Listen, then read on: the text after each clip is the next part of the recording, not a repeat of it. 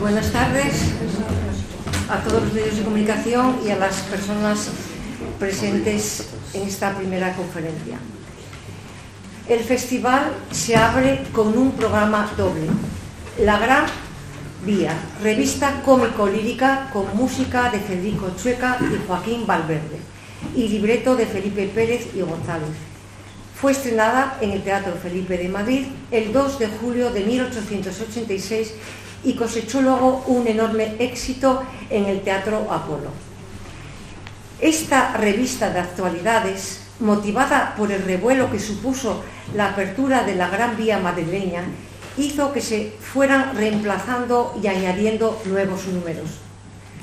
La obra fue muy alabada por el filósofo Friedrich Nietzsche, que tuvo ocasión de escucharla en Turín en una representación en italiano. Adiós a la Bohemia es una ópera chica en un acto con música de Pablo Sorozábal y libreto de Pío Baroja. Fue estrenada en el Teatro Calderón de Madrid el 21 de noviembre de 1993. Sorozábal, admirador de Baroja, le pidió permiso para musicar su cuento dialogado Caídos, publicado en 1899. Adiós a la Bohemia es una obra de características veristas que refleja el fracaso de los ideales de los artistas y abre una nueva vía en la escena española. Para hablarnos de estos dos títulos tenemos el privilegio de contar con el profesor Emilio Casares, catedrático emérito de Musicología de la Universidad Complutense de Madrid y uno de los investigadores que más ha hecho por la recuperación y visibilidad de nuestro teatro lírico.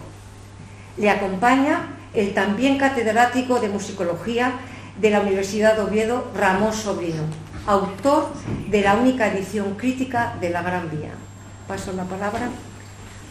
Ramón Sobrino, o empezamos Emilio Casares. Buenas tardes, muchas gracias. Estoy nervioso porque solo voy a hablar media hora y ellos ya saben que suelo hablar un mínimo de hora y media, si no, no me expreso bien, ¿no? Tenemos que terminar en una hora y tengo que compartir, afortunadamente,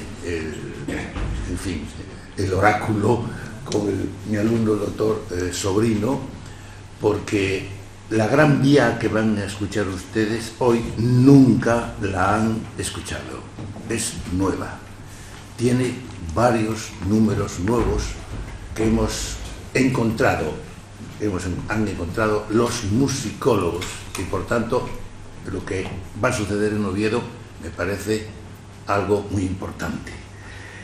Quiero acordarme y felicitar a Cosme, el amigo Cosme, porque yo no estoy de acuerdo en que los teatros hagan una obra del género chico sola, porque eso dura una hora, entonces se inventan 3 números más para estirarla o un cuento y no. Los españoles del 19, cuando iban al teatro lírico, pagaban 3 horas de entretenimiento. 3 horas. Y podía ser una zarzuela de 2 actos y una de una zarzuela de 3 actos o 3 de un acto. Por tanto, esta idea de unir 2 zarzuelas chicas es muy conveniente y quiero felicitar a Cosme. Ya entienden ustedes que hacer 2 zarzuelas tiene un problema, es que es más caro. Ese es el problema de fondo, ¿no? Pero creo que debemos seguir con la tradición. Después del botijo, lo mejor que se ha creado en España es la zarzuela. Se lo repito. Después del botijo, lo mejor que se ha creado en España es la zarzuela. Frase del Diario Vasco de don Pablo Sorozábal en 1988. Y además estoy de acuerdo con ella. Bueno, a mí el botijo no me preocupa, pero que de lo mejor que hemos comprado, creado en la zarzuela, es cierto. Tuve la suerte de conocer a don Pablo Sorozábal. Cuando terminé mis trabajos en la Fundación Banco Exterior, me preguntaron qué había que hacer y les dije, a los músicos del 27 que aún viven, debéis invitarles a hacer una especie de autobiografía, y les aconsejé a varios, y entonces uno de ellos fue mi amigo Rodolfo Harter, otro mi amigo Baligay, y les aconsejé a don Pablo Sorozábal. Y me tocó verme con él. Yo me iba contentísimo y digo, esta es la mía. No me dejó casi ni saludarle.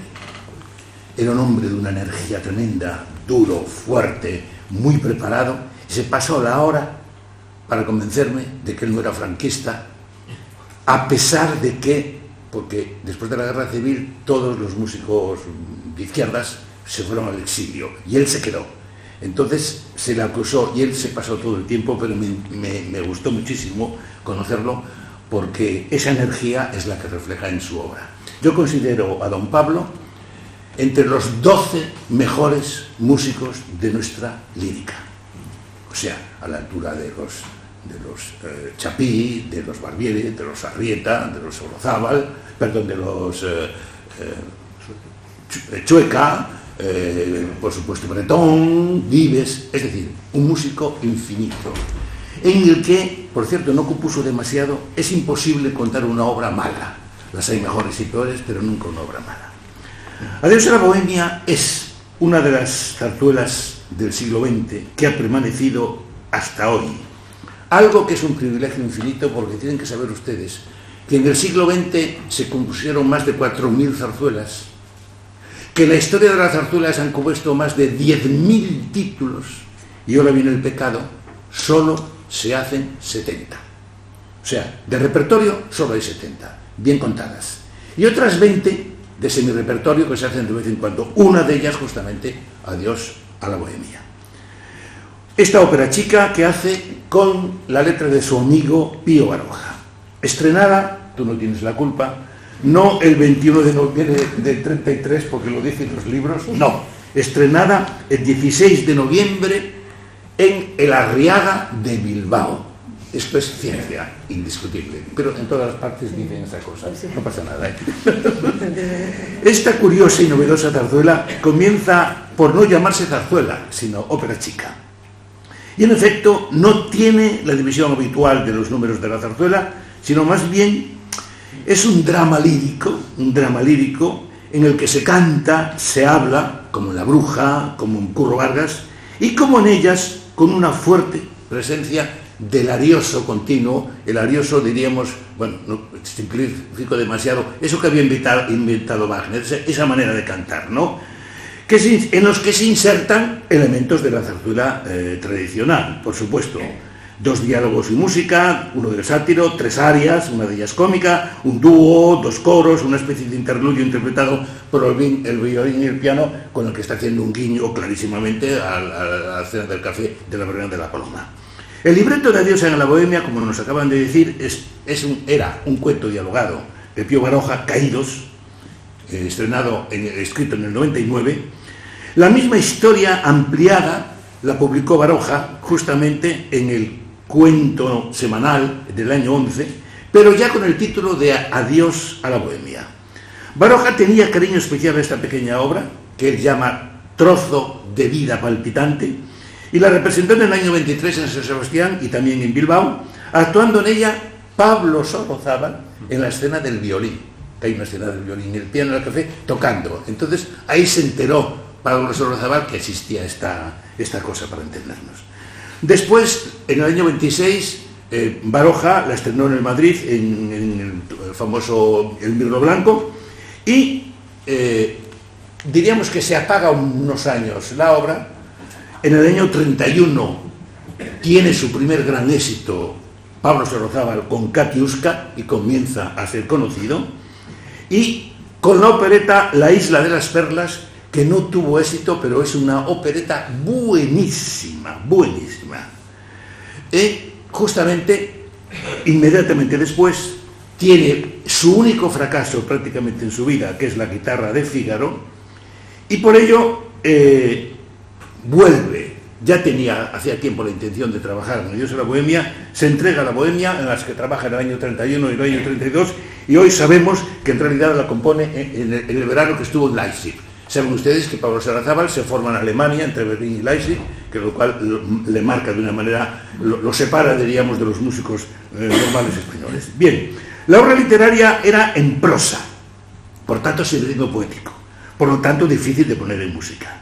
Por tanto, le pidió al escritor que se la pusiese en verso, y lo primero que hace es cambiar los textos de los personajes principales, que son Ramón y la Trini, escribiendo dos auténticas romanzas en verso, por cierto bellísimas. Hace lo mismo con la noticia del periódico El Heraldo, que era para el que Sorrozábal compone un chotis, y el poeta versifica usando un lenguaje de los viejos romances españoles. Y añadió el coro de prostitutas, que es una inclusión nueva, y también en verso, con lo cual diríamos que cambió casi todo el texto inicial de la obra y lo puso, diríamos, en posibilidad de ponerle música.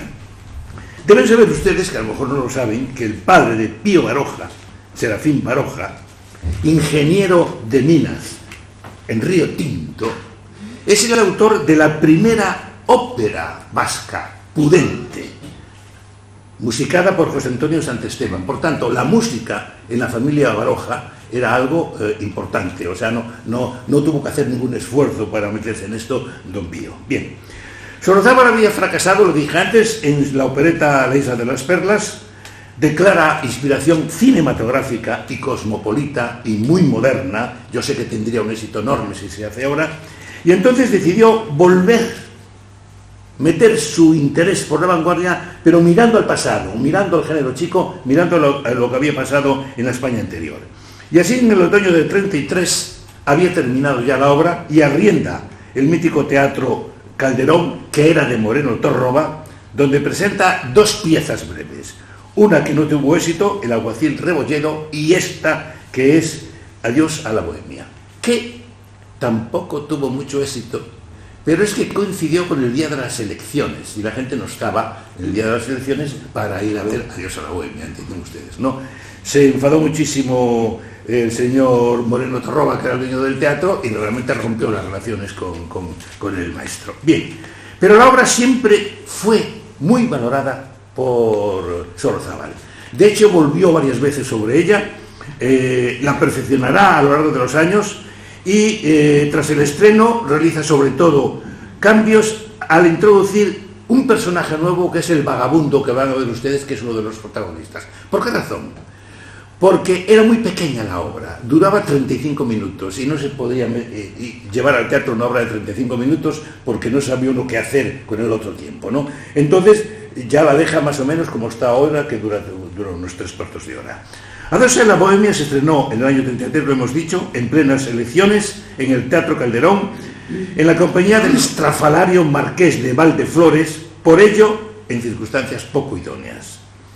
La forma que la define es en realidad el viejo modelo de la tonadilla del 18, que estaba siendo investigada por su amigo José Subirá. Por tanto, unidad de tiempo, unidad de lugar, reducción mínima de la acción, todo en un café, personajes estereotipados que no tienen desarrollo porque no hay sitio para el desarrollo, elementos declamados y hablados sin diferencia estructural y además un monólogo literario muy importante, que es el del sátiro. Bien, es una obra que transcurre en un solo escenario, un café madrileño del 1900. A telón corrido sale el vagabundo, un poeta fracasado. En esta obra todo es fracasado, todo es muy triste, todo es muy pesimista. Yo la defino después como un claro producto de los Oscos 30. Saben ustedes que nosotros tuvimos los felices 20 y los Oscos 30 que decía Lorca, ¿no? Bien, este señor entra en acción, señoras y señores, en un número realista, de gran formato, dominado por el espíritu de la ópera. Es en realidad el inicio de una ópera. Por supuesto, no hay romanza canora, no, hay una orquestación magnífica, hay un mundo totalmente operístico. Para mí, insisto, uno de los mejores números, de los que en los que Sorrozábal hace algo que lo define mucho. Sorrozábal, esté componiendo lo que esté componiendo, nos mete siempre unos guiños para traernos una habanera, una guajira, un tango. Él es un genio haciendo esto, ¿no? Y aquí nos mete ya una habanera, y diríamos que sobre todo nos introduce a donde quiere llevarnos, que es al café, donde se produce la acción. Y en el café están un grupo de bohemios, agárrense ustedes, discutiendo no de mujeres, sino de pintura, otra cosa rarísima, claro, que es un coro muy famoso, ¿no? Y además se libera otra vez de la zarzuela porque el coro es una serie, es en realidad un coro de contrapunto. El contrapunto es una cosa antizarzulística en general, no se puede decir. O sea, porque el contrapunto no nos deja entender la letra, ¿me entienden ustedes? Si yo empiezo a decir yo estoy enfadado y el otro sigue yo estoy enfadado y el otro sigue yo estoy enfadado y la otra está cantando María Luisa te quiero, no hay manera de entender nada. Se lo explico por qué razón el contrapunto no es propicio para el canto zarzulístico, que debe respetar siempre el texto. Aparece el tercer personaje ahí, que es en una mesa del café, sentado, don Ramón, que es el protagonista de la obra, que espera a Trini, su antiguo modelo y amante, y canta un recitativo animado otra vez por el ritmo de la guajira. Con lo cual, el recitativo puede ser siempre aburrido, ¿me entienden ustedes, no? Entonces, el maestro le mete un ritmo de guajira y nos lo arregla. Sin parar, el protagonismo de la obra pasa al señor, un señor, no sabemos cómo se llama, que lee el periódico El Heraldo. Mire usted qué cosa más rara. Y canta un chotis truculento, porque canta un chotis al garrote vil. ¿Se dan cuenta ustedes? Esa cosa dura siempre fuerte. Chotis al garrote vil. Entre el garrote vil y el chotis no hay manera nunca de relacionarlo, ¿no? Chotis es como ese canto madrileño por excelencia, por cierto, seguramente que de origen escocés, supongo, que siempre canta alegría, siempre canta fiestas y lo dedica justamente a este tema tan curioso, ¿verdad? Bien, hay por tanto un guiño a la vanguardia y al momento social español, evidentemente, y finalmente pasa la obra. La obra no tiene números, o sea, no tenemos un número para aplaudir y el siguiente, no, va todo seguido y pasamos a un lugar muy importante, que es donde aparecen los dos protagonistas, que son Ramón y la Trini. Personajes centrales que entablan un largo dúo, una conversación larguísima, que para mí es el centro dramático de la obra. Con una forma, por tanto, como no, libre. Aparecen allí una guajira, aparece allí una habanera, pero sobre todo él logra, con una música orquestal increíble y canora, narrar los estados de ánimo de estos dos amantes que ahora se odian, que terminan separándose y que no hacen más que contar penas el uno y el otro, ¿no? Terminado esto, Sorozaba hace otro guiño al género chico, introduciendo un intermezzo, que es una pieza para violín y piano, exactamente igual que lo hace Bretón en La Verdad de la Paloma con la famosa Soleá, que es un momento de diversión. Adiós a la Bohemia está llegando a su cumbre, porque aquella música de violín y piano le recuerda a Ramón sus mejores tiempos, que narra, que recuerda, ¿con qué? Pues con los dos quizá mejores momentos de la obra, las dos romanzas. Una cantada por ella, recuerdas aquella tarde, o sea, cantado por la Trini, y contado, como ustedes verán al oírla, por todas las divas españolas. Es esto.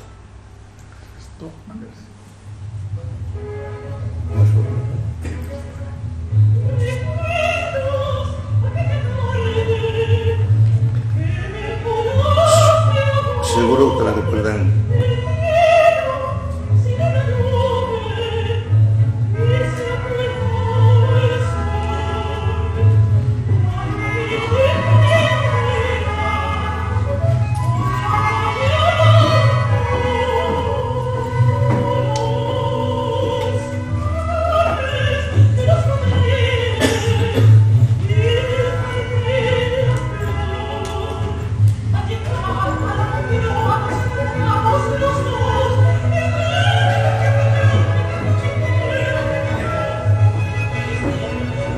Bueno, era un guiño para que se diesen cuenta, ustedes habrán escuchado y seguramente he cantado esta romanza que es famosísima. Y le contesta Ramón con la otra romanza, el poeta pobre, para barítono. Bien, la obra vuelve a cambiar aquí. Fíjense, se la estoy narrando muy rápida porque es así.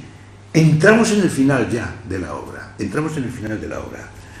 Se olvida el sabor agridulce de este dúo y Sorozábal introduce en la escena un bufo hablado, disparatado, la escena del sátiro, que empieza con este texto: he cenado carne de primero, carne de segundo y carne de tercero. Vean ustedes la provocación, ¿no?, del disparate buscado por Baroja y por él. En realidad es una canción al unísono, pero llena de pena, a la que sigue el triste dúo de despedida, que ya se despiden, de Ramón y Trini, de nuevo enriquecido por un tempo de habanera y también por un violín concertante. Llamamos un violín concertante cuando está cantando un señor y hay un violín que adorna, que inventa, que enriquece el momento, o sea, que se concierta con la voz, se pone de acuerdo con la voz. Sorozábal vuelve a romper el discurso y la obra desemboca en un pasodoble que no había aparecido, muy breve. ¿Por qué? Porque aparece un chulo. Casi todos los personajes no tienen nombre. Es el vagabundo, el lector, el chulo, es una cosa neutra y muy buscada, que el chulo, lógicamente, es otro personaje típico. Vamos a ver al Caballero de Gracia dentro de poco, que en realidad es un chulo, ¿no?, que sale en la comedia. Sobre una música de habanera, los bohemios cantan de nuevo, han cantado al inicio, pero cantan con boca cerrada. Es otro invento precioso. Se usa poquísimo la boca cerrada en la zarzuela, poquísimo, y en la ópera, por supuesto. Que es como una música de fondo. Vuelve a aparecer el señor del heraldo del comienzo, que lee, y ya solo han quedado en el café Ramón y el mozo del café, que tampoco tiene nombre, mozo con mayúscula. Se queja don Ramón de la vida y el mozo le dice: es verdad, tiene usted razón. Y Ramón canta de nuevo porque la Trini se ha ido. Y canta eso de: no es una mujer la que se va, es la juventud, pesimismo. El mozo le anima: ¿qué se le va a hacer? Y se despide don Ramón cabizbajo. Aparece el que inició la obra, el vagabundo, que canta realismo, cosa amarga, triste, vale más vivir en el sueño. Ve que don Ramón ha tirado una colilla del puro, coge la colilla del puro y se la fuma. Y desaparece fumando la colilla. Empieza a caer el telón con un epílogo final de una orquesta fortísimo que nos deja y culmina la desolación de esta obra. La desolación que era algo muy del carácter de don Pablo Sorozábal. Adiós a la Bohemia es para mí una magnífica y compleja obra en la que se unen el naturalismo de la escena, el costumbrismo viejo del género chico en la ambientación, el realismo en la expresión, o sea, acordarse de aquellos que les cortan la cabeza, pues es un realismo durísimo, y por supuesto el lirismo con que se expresan los momentos de amor, siempre fracasados, de los dos protagonistas. Desde luego transmisora de un profundo pesimismo vital que dominaba en una España que se había despedido de los felices 20, porque no entramos en la Primera Guerra Mundial y vivimos estupendamente dentro de un orden en los años 20, y había entrado en lo que Lorca llamó los Oscars 30, que nos llevan, entre otras cosas, a la guerra civil, entre otras cosas. Sorozábal demuestra su genialidad al usar elementos constructivos musicales muy económicos, muy antiguos, pero efectivos. Por ejemplo, el prólogo rodeado de esa pompa romántica que nos recuerda a una ópera. Por ejemplo, el pesimismo recurrente de una especie de leitmotiv que recurre toda la obra. Wagner había puesto de moda esto y lo seguían todos los autores. La mayor parte de la música escrita está en estilo arioso, gira en torno a dos patrones básicos. Las músicas hispanas, fundamentalmente la habanera, Paso Doble y otras muchos, y ese motivo que es de ópera que recorre toda la obra, y segundo, que la obra está hecha como algo, un continuum lejano de esa partición siempre básica en la zarzuela de los números, cuyo ejemplo mayor puede ser justamente la Gran Vía, de la que va a hablar ahora mismo Ramón Sobrino. Déjeme dos palabras. Si hay una obra que define nuestra zarzuela, y con ello España, es la Gran Vía. Uno de los mayores éxitos de toda la historia del teatro universal. Los franceses, que tienen su zarzuela, que es la ópera comique, cuando viene un título importante, suelen poner, y han llevado la cuenta de el número de funciones que lleva. 7.000, 8.000. Yo creo que no se podría hacer el número de funciones de la Gran Vía. Serían 200.000, no se sabe cuántas. Una obra que se sostuvo solamente a iniciarse 4 años interrumpidas en cartel, que se interpretó miles de veces en todos los teatros de la hispanidad, que se exportó al extranjero, pasea Nietzsche por Turín y ve que se está haciendo una cosa que se llama la Gran Vía. Sale admirado y escribe: he oído 2 veces la opereta española La Gran Vía, un terceto de gigantes, ladrones y canallas. Es lo más fuerte que he oído y visto, incluso musicalmente. Genial, imposible de calificar. Y doña Emilia Pardo de Bazán añade: este terceto, los 3 ladronzuelos, ratas, parecía algo local, algo propio solo del ambiente madrileño, y no obstante era artículo de exportación, género internacional. Escriban óperas, enhorabuena, pero confiemos en las zarzuelitas y en su picaresca sandunga. Y los que escriban óperas, que escarmienten y mediten bien lo que hacen. Traducida la Gran Vía a todos los idiomas que ustedes sepan. Por ejemplo, 2 que no saben: al quechua y al aymara. Los mineros del cobre chileno, en los sábados, que eran nocturnos, que era el único día de diversión, oían la Gran Vía. Esto está perfectamente documentado. Por lo tanto, tenemos el privilegio de tener aquí al doctor Sobrino, que acompañado de su esposa, la doctora Cortizo, trabajó durante mucho tiempo para que ustedes puedan ver hoy en Oviedo, yo creo que por primera vez en España entero, una Gran Vía que se aproxima más a lo que Chueca hizo. Querido Ramón.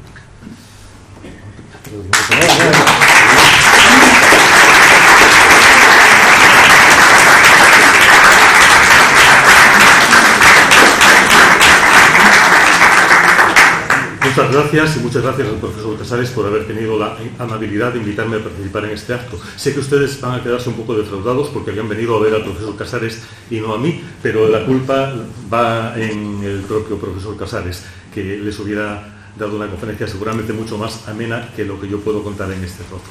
Ustedes me dirán, la Gran Vía todo el mundo la conoce, la Gran Vía es algo conocido, se estrenó, como todos sabemos, pues el 2 de julio de 1886 a las 9 menos cuarto de la noche, como dice ahí el texto, en el Teatro Felipe de Madrid.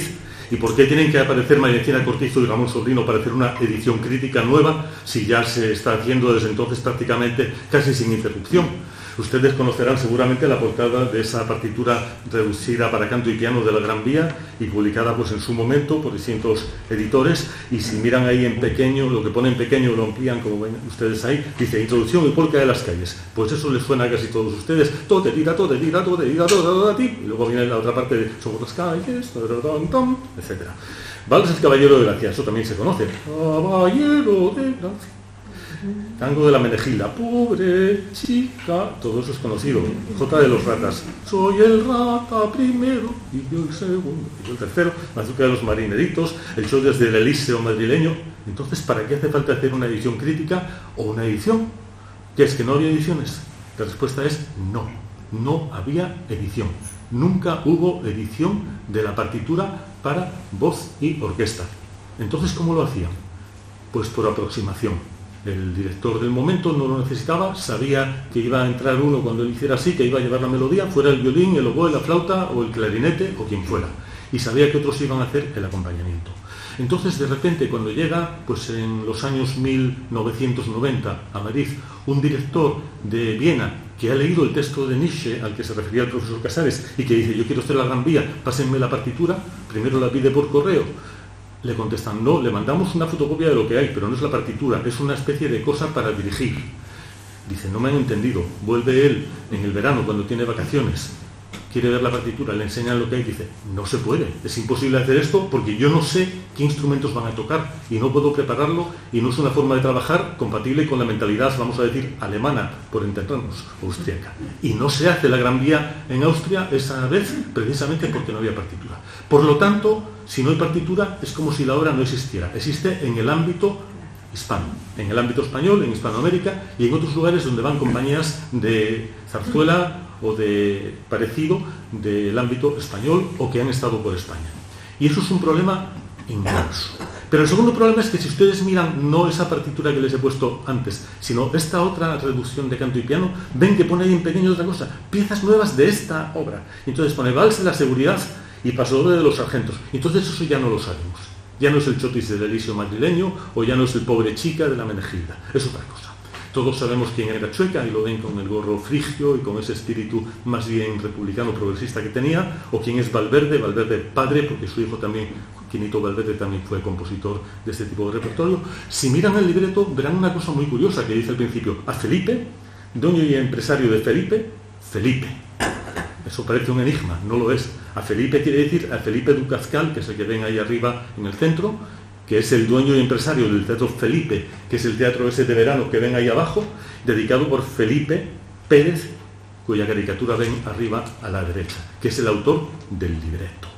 Y aquí tienen ustedes un resumen de qué es esto de aquí de la Gran Vía, revista de actualidades. ¿Y qué es eso? Una revista musical de actualidades. Yo les pongo como referencia un texto estupendo del profesor Ramón Barce, ya desaparecido, que publicó en Cuadernos de Música Iberoamericana en el año 97, que dirigía el profesor Emilio Casares, y ahí en ese texto hace referencia a muchas cosas. Lo primero de todo es una obra que tiene un acto, por tanto pertenece al llamado género chico, y que además tiene que durar una hora.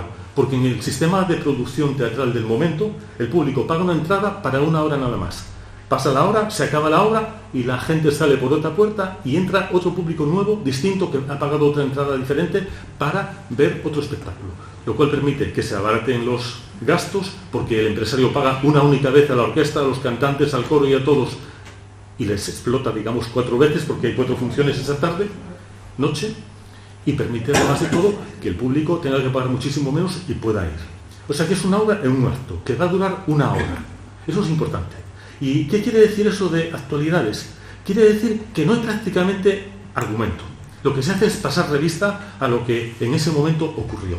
Si hoy alguien hiciera una revista de actualidades, hablaría seguramente pues de la mascletá de Madrid, o de las elecciones gallegas, o de la coalición de distintos partidos que ahora mismo gobiernan España, o de cosas parecidas, porque son los temas de actualidad, o del fichaje de un jugador de fútbol para un equipo de Madrid, o lo que sea. Hablarían de eso, y mencionarían al alcalde de Madrid, y mencionarían, no había de aquella presidente de la comunidad autónoma, pero si fuera ahora, pues lo mencionaría.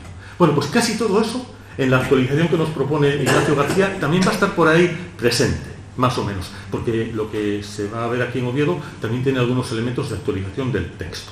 Pero además de todo, como les digo, no hay un argumento como tal. Aparecen, en este caso, 2 personajes que son el paseante en corte. ¿Saben ustedes qué es el paseante en corte? Es una persona que no tiene nada que hacer porque resulta que es diputado de provincias, se va a Madrid y como no tiene nada que hacer, pues entonces pasea por Madrid. Eso nos lo cuenta la historia de la Gran Vía, ¿eh? No lo estoy inventando yo ni nadie, está ahí. Y el caballero de Gracia, que es la personificación de una calle, de un oratorio, y están todos ahí, pues eso, preocupados porque van a hacer doña municipalidad, es decir, ahora sería Almeida, van a hacer pues una gran vía y van a destruir un montón de calles para hacer eso, y entonces por un recurso mágico se reúnen allí las calles de Madrid para protestar. Y luego el paseante en corte y el caballero de gracia se van a dar una vuelta por las afueras, luego van a la Puerta del Sol, luego van a otro lugar y luego acaba la obra sin más argumento. Y nos cuentan cosas de actualidad. Eso permite más cosas. Permite que la obra, para que siga teniendo interés, se pueda cambiar y se puedan meter, como si dijésemos, referencias a acontecimientos del momento. Por eso les digo que hoy en día, si se hiciera hoy la Gran Vía, como lo vamos a ver aquí esta semana, pues se hablaría de Almeida y de Ayuso, y se hablaría de Rejón, que es el líder de la oposición ahora, y se hablaría pues de la mascletá de Madrid, y se hablaría de más cosas. Van a hablar de eso, ya digo, con esta licencia que se permite el director de escena, como ustedes van a ver. Pero, como les digo, entonces no hay esa historia. Hay presentar alegorías de personajes, alegorías de situaciones, acciones. La fuente, que la van a quitar de donde está, entonces aparece la fuente ahí y se pone muy triste, casi a llorar, porque la llevan de allí, la quitan. Y luego nos cuentan por qué la van a quitar y para qué y qué van a poner en su lugar. Ramón Barce dice siempre que entonces ese rastro, esa combinación entre cuadros aislados y esa sátira política da lugar pues a unas obras que en general son liberales, críticas y que a veces también tienen un subtítulo que dicen pues eso, revista bufo-política, revista de actualidades, revista cómico-lírica, revista crítica, fantástica, infantil, satírica, taurómaca, revista general, cómico-lírica, volátil, político-religiosa, político-social, revista de un muerto, revista madrileña. Entonces todo eso aparece ahí como subtítulo de algunas de estas revistas. Aquí, como les he mostrado hace un momento, lo que nos dice es, si se fijan ustedes ahí, pues ahora lo vamos a volver a ver, pero nos dice que es una revista madrileña, y entonces eso también es importante, porque tiene que ver con un lugar concreto, con una cosa concreta, como van a ser, pues en este caso, pues las afueras de Madrid, el centro de Madrid, la Puerta del Sol, etc. Los tipos no encarnan personajes argumentales, tampoco llevan rasgos morales, como sí ocurre, por ejemplo, en otra cosa distinta que es el sainete. Llevan alegorías, mensajes. El mensaje último de la obra es que cuando se haga la Gran Vía va a ser una cosa maravillosa y se va a ver en escena pues una imagen recreada de cómo es la Gran Vía. Eso es la apoteosis que precede a la apoteosis de la revista posterior. Entonces, todo esto que hemos hecho María Encina Cortizo y yo mismo, la edición crítica de la partitura, la edición crítica de los números musicales distintos, cambiados, nuevos, recuperados, no nuevos, sino de hace 138 años, ¿qué permiten? Pues permiten que suene más música que nunca existió como una especie de todo, sino que estaba siendo en algunos momentos sustituida una por otra, unas acciones por otras. Eso es la portada de la edición completa y eso es la portada de la reducción para voz y piano. Y cuando ustedes miren esto, verán que sí, que hay cosas que les suenan. Lo que comentábamos antes, la introducción época de las calles les suena. El vals del Caballero de Gracia también. Intermedio orquestal, bueno, eso es una repetición de un trocito para que salgan de escena los cantantes, o las cantantes. Tango de la Menegilda también, pero tango de Doña Virtudes ya les sonará menos.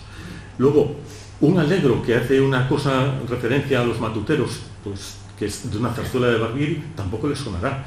Una cosa, un arallo que ahora se omite, que habla de la muerte del cirio porque está sustituido por la luz eléctrica y ya de aquella se quitó de escena, tampoco les sonará. Jacota de los Ratas sí, pero un coro de niños que dice yo de la tiernocracia soy la nata y flor, eso no les sonará. Un allegro contestado por la orquesta con una cita de Mozart, tampoco. Los marineritos sí, pero los números de la Gomosa y el Siete Mesino, que son dos, tampoco. El chotis sí y el final también. Con lo cual, en total, aquí aparecen nada menos que 15 números musicales, no los 6 que decíamos al principio. Y cuando después se hace la reforma, aparecen más todavía. Esos números musicales se distribuyen en unos cuadros concretos, porque es un único acto, pero lo primero es calles y plazas, en ningún lugar en concreto. Es una cosa mágica que las calles cobran vida y se reúnen allí a protestar contra Doña Municipalidad. Ahí está ese número, el Caballero de Gracia y la salida. El segundo es en las afueras y ahí está la Menegilda, ahí están los ratas. El tercero es en la Puerta del Sol y ahí está pues lo de la yernocracia, los marineritos. El cuarto es al lado del Elíseo madrileño, en una travesía, y ahí están Gomosa y Siete Mesino y está el chotis del Elíseo madrileño. Y el quinto es ya la aparición de la Gran Vía, que es nada más un número muy breve, como si fuera, les decía antes, la apoteosis de la revista. Pero ¿qué pasa? Que solamente en el primer año de vida de la obra hay montones de reformas, de actualizaciones, de cambios, que deben su origen a circunstancias concretas. La primera de todas, que es una cosa muy tonta y muy fácil de entender, eso es una reforma que se produce cuando va a ver la obra al Teatro Felipe el gobernador de la provincia de Madrid, el señor Zugasti. No le gusta ver que los policías en la escena de los ratas andan por el suelo, dice que eso hay que quitarlo, y entonces pues el día 2 de agosto de 1886, es decir, justamente un mes después del estreno, eso se quita y los policías se quedan de pie, porque no está bien que anden por el suelo y con el gobernador civil delante. La forma, bueno, fácil de entender. Después, cuando la obra es tanto éxito que la empresa que la explotaba en ese teatro de verano, que era un teatro de madera, que se levantaba por el verano y luego se destruía, se guardaba, quiero decir, y se volvía a levantar el verano siguiente en esa zona próxima al Retiro, para que la gente pues fuera allí, no tuviera calor ni nada parecido, pues entonces, cuando pasa, después de ser un éxito, el empresario Felipe Ducazcal contrata el Teatro de Apolo, que estaba libre y que no tenía éxito con la zarzuela, llevan la obra al Teatro de Apolo. Y entonces, para dar novedad, lo que hacen es sustituir algunas cosas. Por ejemplo, esa escena del petróleo y el gas la quitan, porque se está alargando la cosa y con las repeticiones se alarga. Meten ahí un personaje nuevo que llaman la Plaza de la Leña, entre las calles, que está vestido de policía y se supone que va a dar leña. Bueno, en fin, es lo que dicen ahí. Luego también aparece una escena nueva, que es que los rateros, los ratas, que antes habían robado y se habían burlado de la policía, los habían metido en una ratonera, se habían escapado, pues entonces ahora aparecen, más adelante, vestidos de caballeros de etiqueta rigurosa, y entonces se oye la música de los ratas, sale el primero, y los policías que están ahí los saludan con muchísimo respeto, al primero, al segundo y al tercero. No hace falta una música nueva, es una cita de la propia obra, una cita musical, pero que da lugar a una situación cómica que el público pues identifica y aprecia. Y aparece también otra cosa, que es el tango de Doña Virtudes. ¿Qué es eso?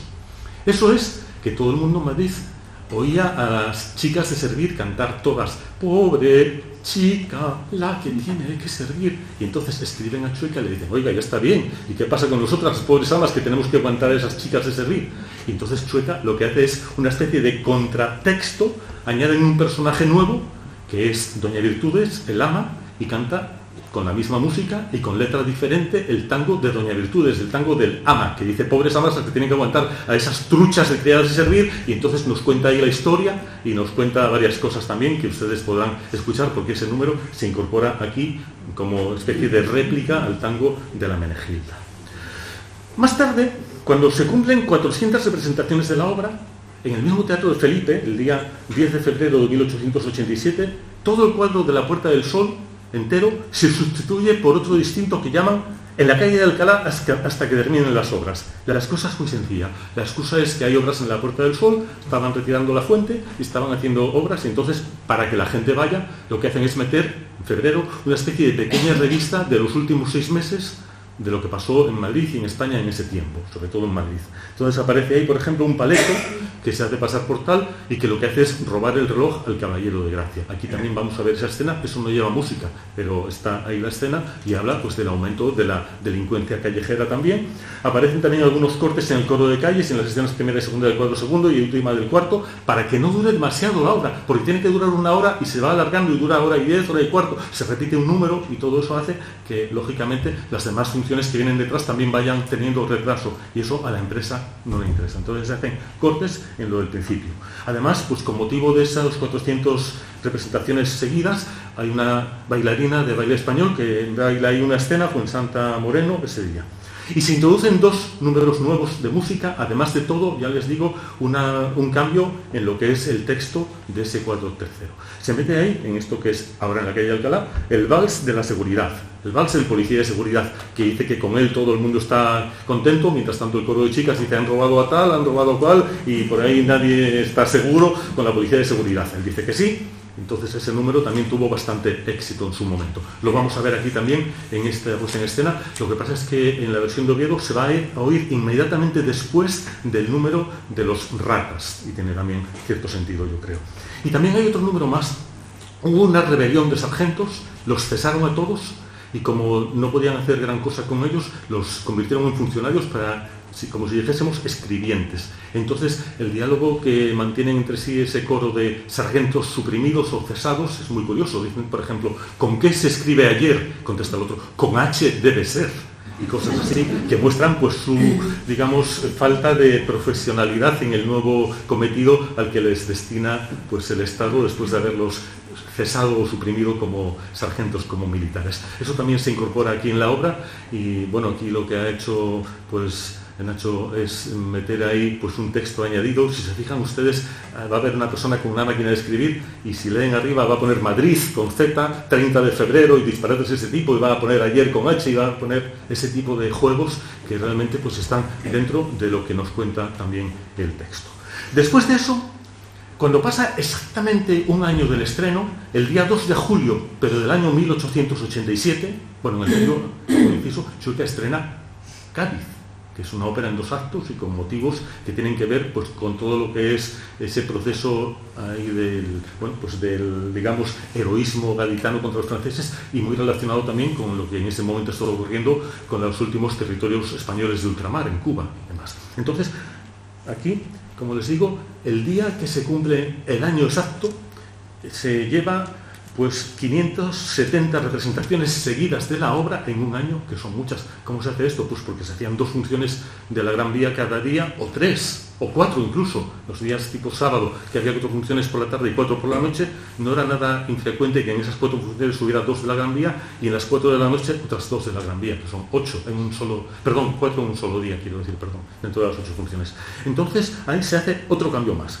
Se sustituye ese cuadro tercero de las obras de la Puerta del Sol, que todavía no se acaban, pues por otro distinto que llaman Bazar de Juguetes. Y entonces no componen música nueva, sino que cambian la letra de números que había, de 2 en concreto. Uno, de los marineritos, que le cambian la letra, y en lugar de cantar somos los marineritos que venimos a Madrid, pues el coro de chicas canta somos las dependientes de este mágico bazar. Es un bazar en el cual hay muchos juguetes que nos van contando ahí. Por ejemplo, uno de ellos dice el texto y hay diputados ministeriales que dicen que sí, y salen unos muñecos haciendo así. Eso es un tema de actualidad siempre, pero está ahí, ya les digo, en ese estreno de la nueva versión del 2 de julio de 1887. Eso, por ejemplo, en la versión que hizo Adolfo Marsillac en La Zarzuela, que luego comentaremos algunas de las versiones, mínimamente las mencionaremos, pues se hizo, estaba allí la reina doña Sofía, estaba el presidente del gobierno, varios ministros, y yo les miraba las caras y veíamos que no les hacía mucha gracia. Pero bueno, es lo que dice el texto del libreto. Por eso digo que siempre hay una sátira política. Y luego se mete también otra cosa que hace referencia a una realidad que también se ve en otras zarzuelas del momento, que es el juego. El vals del juego utiliza la música de Policía de Seguridad y dice: yo soy el juego que vive en Madrid.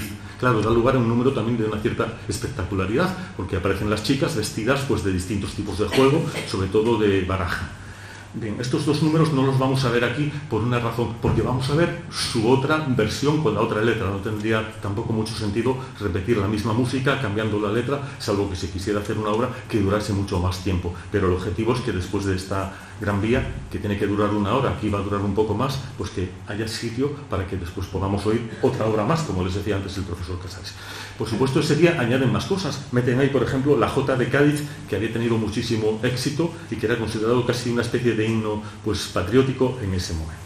Aquí tienen ustedes como curiosidad lo que nos cuenta uno de los textos del libreto de la 11ª edición del 10 de febrero de 1887, que nos dice que al llegar a 400 representaciones, pues hay ahí el anuncio tiene que salir una persona que diga: teniendo en estudio el municipio de Madrid el loable proyecto de empedrar la Puerta del Sol, se sustituye el cuadro tercero de esta revista por otro en la calle de Alcalá hasta que terminen las obras. Y nos dice que además eso da lugar, nos dicen ellos, los autores, a hacer una pequeña revista de lo que ha pasado en esos meses. Aquí tienen otra cosa distinta, que es otra sustitución de este cuadro tercero, que no es ninguna de las que les he comentado, es más tarde, porque precisamente la dinámica de la obra permite que años después se pueda hacer otra distinta, donde por ejemplo aquí, pues como la obra después se va a hacer en París, la Menegilda regresa de París y chapurrea francés mal hablado.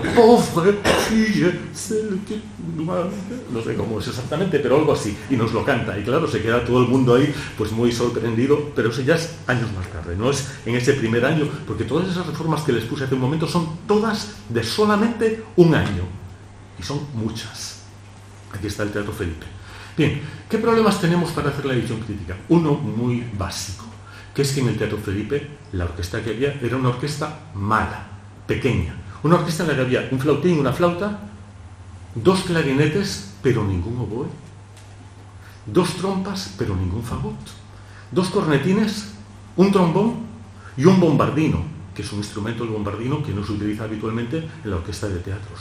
Un tambor, que tampoco se utiliza, bombo y platillos, 2 timbales y luego ya cuerda. Esa es la reproducción de la primera página de la partitura de la Gran Vía que se ha conservado en el archivo de la SGAE y que había quedado también olvidada hasta que se hizo la catalogación de ese archivo. Entonces, ahí ven ustedes que con esta orquesta no se puede tocar hoy en día esta obra, porque es la orquesta, ya digo, de bolos, por decirlo así, de ese teatro de verano en ese momento. Lo cual quiere decir que cuando la obra se lleva desde Felipe, verano, hasta Apolo, septiembre, finales de septiembre, el propio Valverde la reorquesta, haciéndolo más fácil, que es mantener todo lo que es igual, y pasando los instrumentos distintos a algo que sea parecido.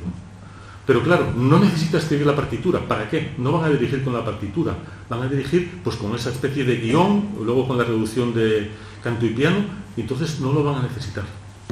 ¿Y por qué sabemos esto? Pues lo sabemos porque cuando después en Apolo se hacen números ya con esa reforma que les decía yo dentro de Apolo, ese vals en Policía de Seguridad que vamos a ver aquí, o ese pasodoble de los sargentos que también vamos a ver aquí, la plantilla que utiliza Valverde para orquestar esto es la que tienen ahí, ya es la normal, vamos a decir. Flautín, flauta, oboe, que en el otro lado no había, clarinetes, fagot, que en el otro lado no había, trompas, cornetines, es decir, trompetas hoy en día, trombones, que en el otro lado solo había uno, trombón 3, es decir, 3 trombones en total, timbales que no había, lo que llama ruido, que sería pues el equivalente a bombo, platillos y demás, y cuerda. Entonces, claro, el problema es ¿y cómo hacemos para saber cómo se ha transformado la partitura? Porque solamente hay estos 2 últimos números, el vals, el Policía de Seguridad y el pasodoble de los sargentos, con la orquesta, digamos, nueva, entre comillas. ¿Cómo hacemos para saber cómo se hizo el cambio? Pues hay que ir a una cosa, no queda más a medio, que es a partichelas antiguas, a las cosas que ponían en el atril los músicos para tocar. Y tuvimos la suerte de encontrar algunas en el archivo de la SGAE de Barcelona, algunas procedían de España, otras procedían de Cuba, y entonces, gracias a esos materiales, pudimos reconstruir todo esto. Como les digo, los cambios que están ahí indicados para que se vea mejor, pues tienen que ver con trombón, tienen que ver con bombardino, con tambor, y tienen que ver con los instrumentos nuevos que no están ahí en los primeros números, oboe, fagot, 3 trombones, timbales, caja. Entonces, gracias a esos materiales, lo que pudimos hacer fue una especie de conversión. La parte del trombón no la toca el trombón, no. La parte del trombón se la pone al fagot, por ejemplo. Al trombón le pone otra parte nueva y a los otros trombones también. Añade material nuevo para los oboes, añade material nuevo también para los otros trombones, crea una parte de caja distinta, lo de bombo y plato más o menos se traslada, y entonces digamos que a partir de ahí podemos reconstruir, gracias a esos materiales, cómo sería la versión de la Gran Vía que se tocó en el Teatro Apolo y que se toca ahora, digamos, habitualmente desde entonces. Pero hay un problema. Hubo números que se quitaron, se dejaron de tocar porque se alargaba la cosa, y que se tocaron en Felipe. Pero no se hicieron materiales nuevos para Apolo porque se dejaron de tocar. ¿Qué hacemos con esos números? Pues lógicamente reconstruir el proceso y reorquestarlos nosotros, advirtiendo que lo que estamos presentando es una cosa que no existió como tal, porque existió para otra orquesta que no se podría utilizar ahora. No podíamos llevar a un bombardino para que tocase un trocito en el dúo de la Gomosa y el Sietemesino, pero se hace en la línea de lo que hizo Valverde cuando orquestó la música del teatro de verano, de Felipe, al teatro de invierno, a Apolo. Más o menos la idea es esa. Es un poco complejo, pero la idea es esa. Y a partir de ahí pues tenemos nuestra edición crítica con todos estos números y además con el añadido de los números del aumento en reformas y además con el añadido de los textos que corresponden a las nuevas versiones cuando se cambia la letra de ese aumento en reformas. Entonces, por ejemplo, a título de curiosidad, esto es el inicio de la Gran Vía, esto es un detalle, bueno, de la portada donde se ven, por ejemplo, aquí muy bien, pues las indicaciones que hay, pero también se ve la puesta en escena para ver las chicas, que era un atractivo para la obra. Atiendan, por favor. Ahora seguiría tirotón a ti, tirotón a ti. Pues no. En la partitura inicial sigue una cita del tema del Caballero de Gracia, que se corta para que la obra no se alargue. Entonces, de esto no hay orquestación. No se llegó a orquestar porque se orquestó ya con el corte. Es decir, después de esto, ¿qué hicimos nosotros? Pues reconstruirlo a partir de lo que había. Esto es música reorquestada por nosotros a partir del original, y aquí es donde se empieza a oír ahora. Pues ese trocito sí lo vamos a poder oír, como les digo, en la puesta en escena de Oviedo de esta semana. Eso es la reorquestación y el tema del Caballero de Gracia. No era muy difícil porque en este momento, por ejemplo, los trombones no tocaban. Aquí, por ejemplo, tienen lo que sería pues la partitura de otros fragmentos conocidos, como el Vals del Caballero de Gracia o la habanera, el tango de la Menegilda, que pone aire de americana. Esto es lo de los ratas que ustedes conocen también, y aquí no hay cambios. El cambio está aquí.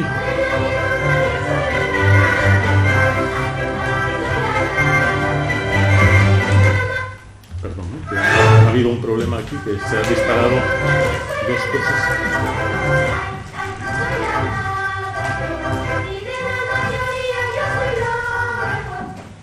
Bien.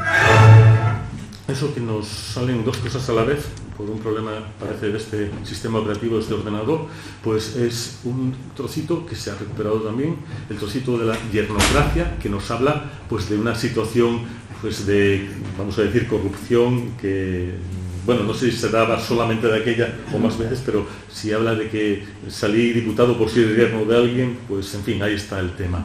Y entonces nos contestan con un poquito de música. Y luego también hay dos números, el de la Gomosa y el Siete Mesino, que es una especie de polka, que nos cuentan dos chicos, vamos a decir, por entendernos lo que serían chicos pijos del momento. La chica, pues, gomosa, es decir, peinada con gomina, y el Siete Mesino, el que le falta un par de meses para ser maduro, que dicen que ellos son la crème, son la elite, y lo más chic, y van al skating ring a ser los amos del patín. Y luego al cabo de un rato vemos ahí una incorporación que no está en la obra, pero que queda muy bien, que ha hecho el director de escena, que es poner una patinadora, y a continuación vuelven ellos mismos, todos vendados, diciendo que eran lo más chic y lo más chic, pero que renuncian al patín. O sea, venimos del skating ring y renunciamos al patín. ¡Ay, ay! Al patín, ¡ay, ay! Al patín. Eso, por ejemplo, sí lo van a poder ver, cosa que ya, como decía el profesor Casares, no habrán visto ustedes nunca en su vida. Esto es el aumento por reformas, y como les digo, pues esto sería la otra anécdota también bastante conocida. No sé si se ve, si miran arriba de toda la izquierda, verán un membrete un poco raro, porque tiene un dibujo que parece ese dibujo, un ratón, una rata. Esto es la carta de los ratas enviada a Chueca cuando le robaron la cartera en un tranvía. Se dieron cuenta que era él por la documentación, y entonces le devolvieron la cartera. Ahí está la rata. Es un poco más tarde de la Gran Vía, porque ya firman también la Pelos y la Chata, que son personajes de otra zarzuela, de Madrid a París, un poquito más tarde. Entonces dicen que les devuelven la cartera, y además 5 duros de gratificación por todo el trabajo que han hecho sacándolos a ellos en escena. Entonces, bueno, pues ahí está la carta, ahí está el membrete arriba de todo, y firman el rata primero, el rata segundo, el rata tercero, visto bueno, la Chata y la Pelos, que son dos mujeres, bueno, equivalente a las ratas. También faltaría la del lavapiés de la otra obra, de Madrid a París. Esto es una imagen del momento de los 3 ratas. Aquí están en la ratonera también. Algo de esto hace también un guiño la puesta en escena, y van a ver algo parecido a esto aquí. Está muy bien, ahí tienen a los 3 ratas, Mesejo, José Mesejo, Emilio Mesejo y Julio Ruiz, que es el rata tercero. Tenía una voz ya en ese momento bastante estropeada. Y esto es la apoteosis final, que es esa maravilla que va a suponer el hecho de que haya una gran vía, y que va a ser una cosa pues increíble, fantástica, y va a poner a Madrid a nivel de todas las ciudades europeas. Aquí tienen a Chueca, Valverde, Felipe y demás celebrando el éxito de la Gran Vía, que tuvo un éxito y una difusión enorme. Esto es un sistema, lo de arriba, el llamado Aristón, y ahí pues aparece pues 2 discos de esos de Aristón, pues hechos, uno con el tango de la Menegilda, además con una patente extranjera, y otro con una patente nacional, la Jota de los Ratas. Aquí están las grabaciones hechas primero pues por el maestro Miguel Roa, donde se incluían esos trozos ya, bastantes de ellos, y donde cantaba Plácido Domingo el Caballero de Gracia, y debajo está la que hizo con la integral de la obra pues el maestro Víctor Pablo Pérez, que va a ser quien va a dirigir la versión que vamos a ver aquí en Oviedo, y ahí están todos los números musicales. El éxito, como decía antes el profesor Casares, fue enorme. En toda España, en toda Hispanoamérica, como es natural, y además fue traducido a todos esos idiomas que les decía el profesor Casares, pero al italiano, al francés, al portugués, al quechua, al tagalo, no he puesto aquí tampoco lo de Chile. Esto de aquí, que hacha viracoche niribauneu, es el Caballero de Gracia en quechua. Dice que hacha viracoche niribauneu, o algo así. Parece ser que es como quedaría el texto en quechua. Yo renuncio a hacerlo, pero... Permíteme, Ramón, el consumo de zarzuela en el siglo XIX no tiene que ver nada con lo que sucede hoy. Solo le voy a dar un dato. En el año 1867, o sea, un año antes de la Revolución del 68, se dieron en España, escuchen, 4.403 funciones de zarzuela. Le repito, 4.403 funciones de zarzuela. En estos momentos, en España, no se hacen más de 250. Sigo. Había 14 millones de habitantes ese año, según Madoff.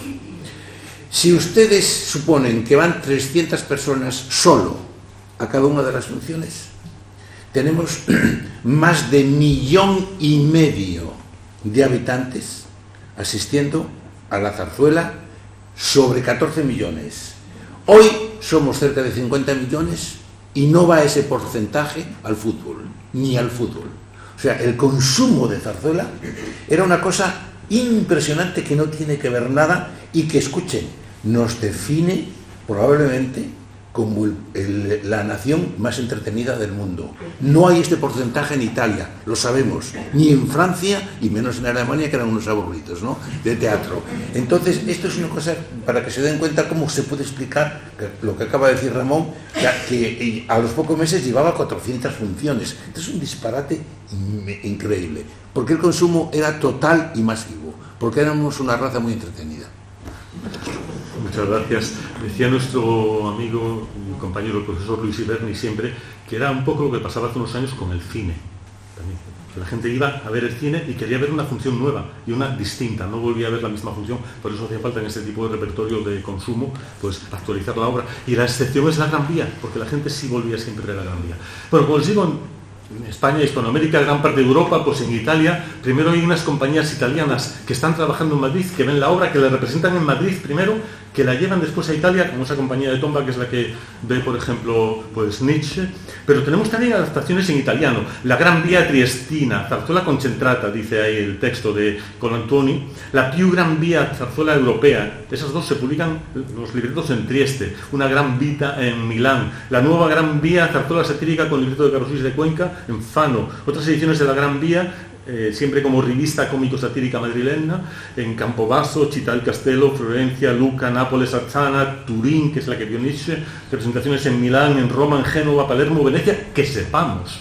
Y en Portugal ya empieza a aparecer primero en español, luego inmediatamente al cabo de meses se traduce al portugués, A Grande Avenida, en el Teatro Rato de Lisboa, en adaptación de Francisco Jacobetti, Vita Airada, en el Teatro de Oporto, adaptación de Guedes de Oliveira. En Viena, en el año 94, una compañía italiana en italiano. En Berlín, hay un arreglo además en Berlín de un señor de allí, el Paul Linke, que era como si dijésemos el Chueca de allí, que arregla un vals para orquesta sobre motivos de la Gran Vía. En Francia, en la Sala Olympique, eso fue un grandísimo éxito de la Sala Olimpia del año 1896, con adaptación al francés. En Londres, donde primero hay una rondalla española, que en la Feria de España del año 89 lo hace, pero después en una obra titulada Castillos en España, o sea, como castillos en el aire, pues también en el año 1906, con un texto nuevo, con arreglos musicales también y alguna música nueva. En Hungría, Países Bajos, Dinamarca, Suecia, Noruega, Grecia, Turquía, Rusia, en Estados Unidos, en Brasil,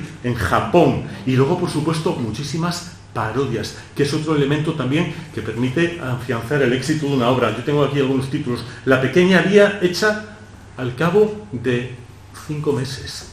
Las criadas, cuya protagonista es la Menegilda, hecha en febrero del 87. La fiesta de la Gran Vía, también en febrero del 87 y estrenadas en Eslava. Te espero en Eslava tomando café, también estrenada en Eslava y también pues hecha en abril del 87 para que la cantara Lucía Pastor, la que había hecho la Menegilda en su beneficio.